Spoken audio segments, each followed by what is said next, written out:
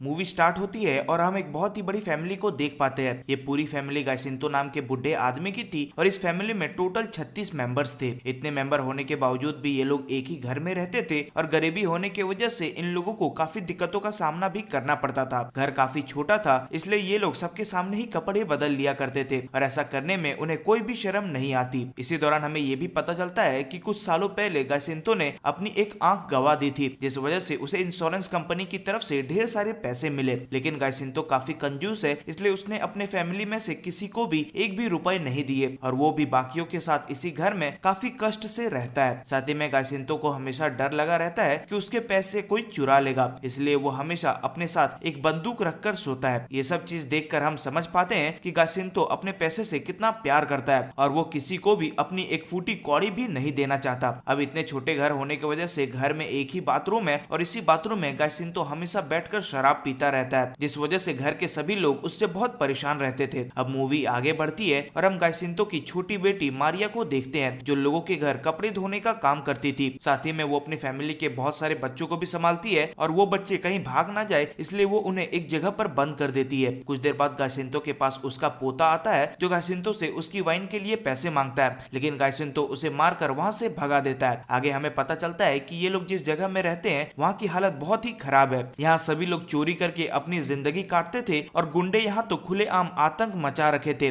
और कोई भी उन्हें कुछ नहीं करता था। आगे हम गाइसिंतो की बड़ी बेटी टॉमसिना को देखते हैं, जो कि बहुत ही ज्यादा खूबसूरत थी और वो पैसे कमाने के लिए कॉलगल का काम करती थी। ऐसे ही एक दिन जब वो अपने काम पर जा रही थी, तभी उसे मारिया मिलती है और वो टॉमसिना से पूछती है कि तुम ऐसा काम क्यों करती हो, जबकि तुम एक अच्छी दूसरी काम कर सकती हो जिसमें लोग तुम्हारी इज्जत करेंगे। ये सुन टॉमसिना कहती है कि मुझे इस काम के बहुत सारे पैसे मिलते हैं और दुनिया में ऐसा कोई काम नहीं है जिससे मैं इतने पैसे कमा सकूं, और ये कहकर टॉमसिना वहां से चली जाती है। इधर घर के अंदर हम गाइसिंतो को देखते हैं, जो एक जगह पर बैठकर शराब पी रहा था और साथ ही कुछ औरतों को भी छेड़ रहा था। दरअसल गाइसिंतो का ये रोज का ही काम था और मोहल्ले की औरतें भी इससे परेशान हो चुकी थी। गाइसिंतो ये काम कर ही रहा था, तभी उसके मोहल्ले में एक गाड़ी आती है जो कि राशन का सामान बेच रही थी। ये देख गाइसिंतो जल्दी से अपने घर आता है और अपनी बीवी से लड़ने लगता है, क्योंकि उसे लग रहा था कि उसकी बीवी ने उसके पैसे चुरा कर कुछ खरीदा है। इसके थोड़ी देर बाद गाइसिंतो का बड़ा बेटा उसके पास आता है और वो गाइसिंतो से पैसे मांगने लगता है, क्योंकि वो खुद का एक बिजनेस खोलना चाहता था। पर गाइसिंतो उसे एक भी पैसे नहीं देता और शराब पीने लगता है। इसके बाद वो एक कपड़े से अपनी बूढ़ी माँ का चेहरा ढकता है और अपने पैसों को छुपा देता है। ऐसा वो इसलिए करता है ताकि उसकी माँ को पता ना चले कि उसने पैसे कहाँ छुपाए हैं। फिर हम गाइसिंतो के एक और बेटे को देखते हैं, जो कि लड़की बनकर लोगों से पैसे लूटने का काम करता था। एक दिन जब वो अपना यही काम करके घर वापस आता है, तब वो अपनी भाभी, जिसका नाम हार्लोट था, उसके करीब आने लगता है। बाहर खड़ा गाइसिंतो भी ये सब देख रहा था और उसे पता चल जाता है कि उन दोनों का अफेयर चल रहा है, लेकिन उस वक्त वो उन दोनों को कुछ भी नहीं बोलता। उसी रात जब सब लोग सो रहे थे, तब गाइसिंतो हार्लोट के पास आता है और उसे अपने साथ बाथरूम लेकर जाता है। यहाँ पर वो उसे कहता है कि मुझे पता है कि तुम्हारा मेरे छोटे बेटे के साथ अफेयर चल रहा है। ये कहकर गाइसिंतो उसे ब्लैकमेल करने लगता है और उसके साथ जोर जबरदस्ती करने लगता है। आगे हम गाइसिंतो के एक और बेटे को देखते हैं, जो लोगों के पर्स चुराने का काम करता था। ये देख हम समझ पाते हैं कि गाइसिंतो के परिवार में सभी कुछ ना कुछ काम करते ही थे। अब इसके अगले दिन गाइसिंतो को सपना आता है कि उसके फैमिली मेंबर्स ने उसके सारे पैसे चुरा लिए हैं और सभी बहुत ही खुशी खुशी रह रहे हैं। सपने में ये सब देखकर गाइसिंतो बौखला जाता है और उठकर वो अपने पैसों को ढूंढने लगता है। उसने अपने पैसे घर में कई जगहों पर छुपाए थे, लेकिन अब उसके पैसे कहीं भी उसे नहीं मिल रहे थे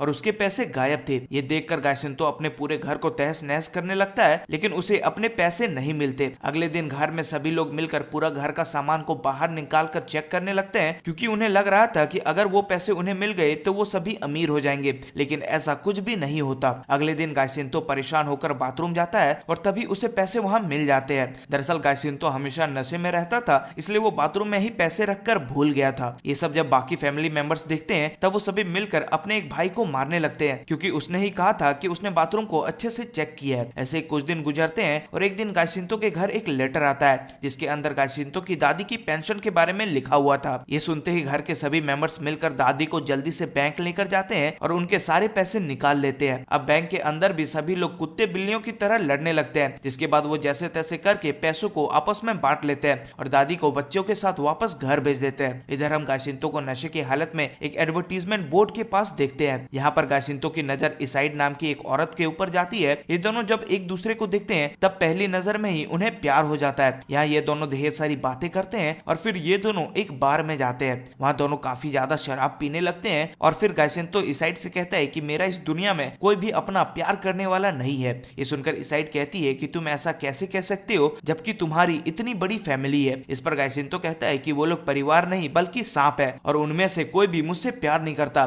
सबके सब मेरे पीछे के पीछे पागल है। आगे गायसेंतो इसाइड को अपने घर चलने को कहता है, लेकिन इसाइड कहती है कि हम आज ही मिले हैं और ऐसे ही मैं तुम्हारे घर नहीं जा सकती। पर यहाँ जैसे तैसे करके गायसेंतो इसाइड को मनाता है और उसे अपने साथ अपने घर लेकर आता है। घर पर गायसेंतो अपनी बीवी से कहता है कि ये अब से मेरी दूसरी बीवी है। ये सुनकर गायसेंतो की बीवी गुस्सा हो जाती है और अपने सभी बेटों को जगाने लगती है, लेकिन उसका कोई भी बेटा नहीं जगता। इतने में इधर गायसेंतो का बेटा इसाइड के करीब आने लगता है और ये बात गायसेंतो को भी पता नहीं चलती। अब इसाइड इसी घर में रहने लगती है और गायसेंतो और उसके बीच प्यार और भी ज्यादा बढ़ने लगता है। ये दोनों अब काफी टाइम साथ बिताने लगे थे और गायसेंतो तो मानो अपनी असली बीवी को भूल ही गया था, जिस वजह से गायसेंतो की बीवी बहुत ही गुस्सा हो जाती है और उन दोनों को अलग करवाने के लिए वो उन दोनों के ऊपर काला जादू भी करवाती है। अब जैसे जैसे दिन गुजरते हैं गायसेंतो की पूरी फैमिली उससे गुस्सा होने लगती है, क्योंकि एक तो गायसेंतो अपनी बीवी को धोखा दे रहा था और ऊपर से वो इसाइड पर बहुत ही ज्यादा पैसे उड़ा रहा था। ऐसा अगर गायसेंतो करता रहा तो उसके सारे पैसे तुरंत ही खत्म हो जाएंगे और परिवार में से किसी को भी एक फूटी कौड़ी नहीं मिलेगी।